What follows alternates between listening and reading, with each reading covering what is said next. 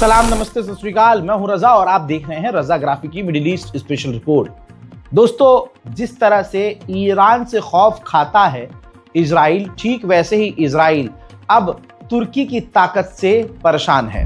दोस्तों, तुर्की का नाम लेते हुए इजराइल की ऑफिशियल ने साफ कहा है, बिल्कुल क्लियर, जो इजराइल के पूर्व पीएम रह चुके हैं बेनेट, उन्होंने कहा है कि तुर्की हमारे लिए एक बड़ा खतरा बन सकता है और हमारे लिए खतरा है।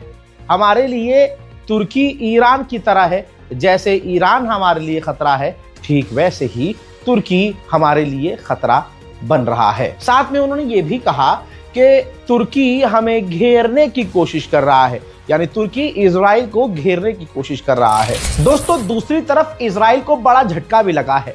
जेरूशलम और वेस्ट बैंक के इलाकों में इजराइल ने कब्जे का ऐलान किया और यहां तक कि 1947 से लेकर अब तक जो जमीनें फिलिस्तीन की ही थी और उससे पहले भी फिलिस्तीन की थी, इजराइल ने आदेश पारित कर दिया कि अब वो आधिकारिक तौर पर इजराइल की गवर्नमेंट की मानी जाएगी।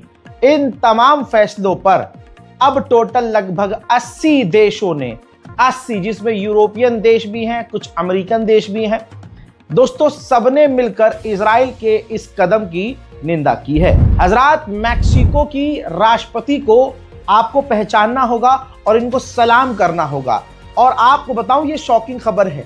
आपकी स्क्रीन पर ये जो औरत दिख रही है, ये मैक्सिको की महिला राष्ट्रपति हैं और सबसे बड़ा धमाका ये है कि ये यहूदी हैं। जी हाँ, खुद यहूदी है, जियोनी है, और इन्होंने खुद बोला है कि हम बोर्ड ऑफ पीस में नहीं शामिल हो रहे हैं, हमने रिफ्यूज कर दिया है, क्योंकि फिलिस्तीन को मान्यता देना, 2 स्टेट सॉल्यूशन उस ग्रुप के टेबल पर नहीं है और फिलिस्तीन को मान्यता देना ही होगा।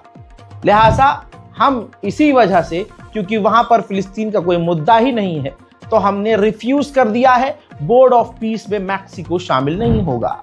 तुर्की ने अपनी फौज सोमालिया में भेज दी है, हथियार तैनात कर दिए हैं और अब रजब तैयब एर्दोगान ने कहा है कि सोमालिया लैंड को जो इजराइल ने मान्यता दी है, इससे कोई फर्क नहीं पड़ेगा।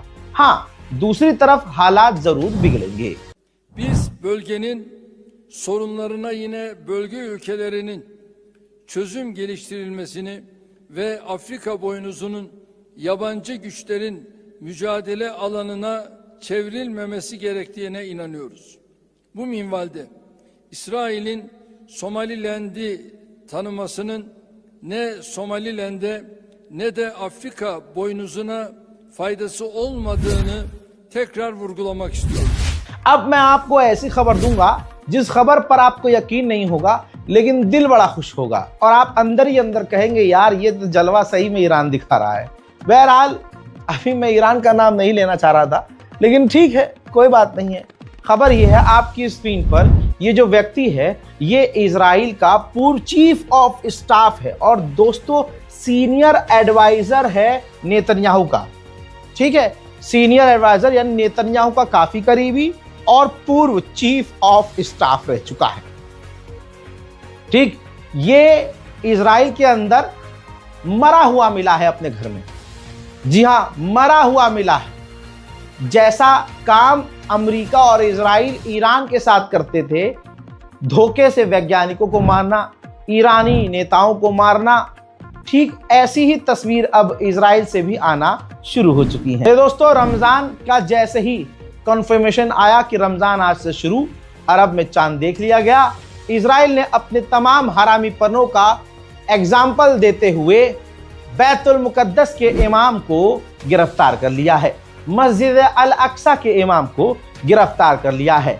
अरब के हिजड़े चूड़ी पहने हुए ताता थैया करेंगे और रमजान में अपने आप को सबसे बेहतरीन मुसलमान बताने की कोशिश करेंगे, लेकिन फिलिस्तीन पर खामोश रहेंगे। उधर जेरूशलम और वेस्ट बैंक में फिलिस्तीन के अंदर जो पत्रकार वहां हैं, उनके ऊपर इजरायली जो फौज है आम व्हीकल से हमला करने की कोशिश कर रही है, उनको कवरेज करने से रोक रही है, पीछे खदेड़ रही है, कई पत्रकारों को मारा भी गया है। रमजान मुबारक शुरू हो चुके हैं और बैतुल मुकद्दस में मुसलमान नहीं जा रहा है, बल्कि यहूदी भारी मात्रा में पहुंच रहे हैं। अरब को लानत भेजिए, अरब के नेताओं को कहिए कि कुछ तो बोलो।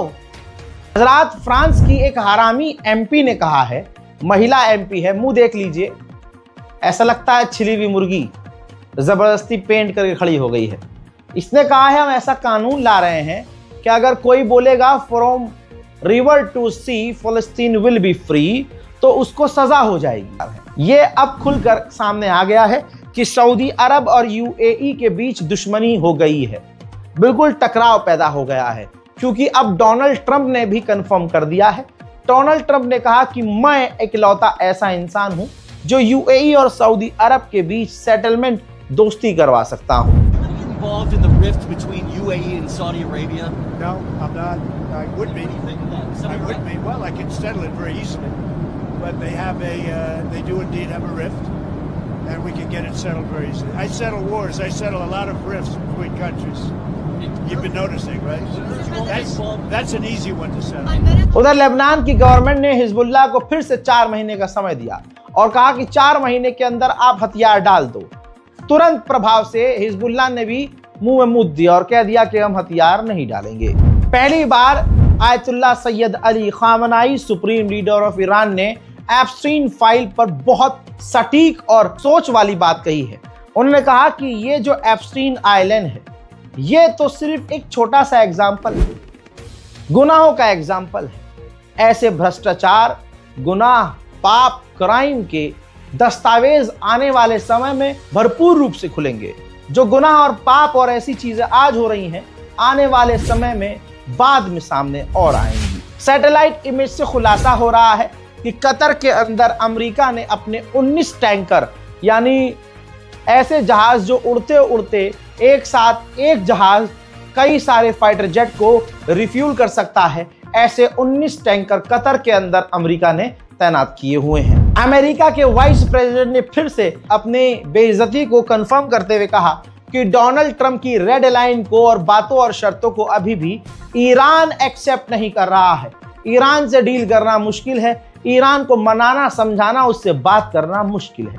देखना अब यह है कि आगे क्या होता है। हजरात, अगर एयर ट्रैफिक कंट्रोल देखा जाए तो अमेरिका के कई सारे लगातार फाइटर जेट और मिलिट्री एयरक्राफ्ट मिडिल ईस्ट में लगातार उड़ते हुए नजर आ रहे हैं। इजराइल की एक रिपोर्ट ने यह बताया है कि अमेरिकी गवर्नमेंट ने, व्हाइट हाउस ने इजराइल को इशारा दिया है कि अमेरिका और ईरान की बातचीत फेल होने वाली है। मेरे दोस्तों, उधर आप देखिए CIA का पूर्व एजेंट ईरान की ताकत को एक्सेप्ट कर रहा है। इस व्यक्ति CIA के पूर्व एजेंट ने कहा है कि ईरान के जो मिसाइल पावर है वो अपनी हाइपरसोनिक मिसाइल से ही अमेरिका के एयरक्राफ्ट करियर को डुबा सकता है। याद है ना ईरान स्पेशल रिपोर्ट में मैंने क्या बताया था, जिसमें आयतुल्लाह सैयद अली खामनाई ने कहा कि भले ही एयरक्राफ्ट करियर कई सारे हमारे खिलाफ आ रहे हैं और हमें पता है वो खतरनाक है, लेकिन उससे खतरनाक वो हथियार है, वो ताकत है जो उसे डुबा सकती है। CIA का पूर्व एजेंट यही कह रहा है। वहीं स्टेट ऑफ होर्मुज में रशिया, चाइना और ईरान की नेवी खतरनाक ड्रिल की तैयारी कर रही है। अमेरिका ने, मैं एक बात लगातार कह रहा हूं जो आपको चुभ भी रही होगी, लेकिन ये क्यों कह रहा हूं अब आप देख लीजिए। जो मैं कह रहा हूं वो अब रिपोर्ट्स में भी आ रहा है। मैं कहता हूं अक्सर कि ईरान के खिलाफ अमेरिका ने जितनी ताकत तैनात की है, उतनी ताकत अमेरिका कभी करता नहीं है। आपको पता है इतनी ताकत अमेरिका ने कब तैनात की थी? गल्फ वॉर में। जी हां, इतिहास में जब गल्फ वॉर हुई थी तब अमेरिका ने इतनी ताकत तैनात की थी, और आज अकेले ईरान के लिए अमेरिका ने उतनी बड़ी ताकत सालों बाद तैनात की है। मैं हूं रजा और आप देख रहे थे रजाग्राफी अनस्क्रिप्टेड। जय हिंद।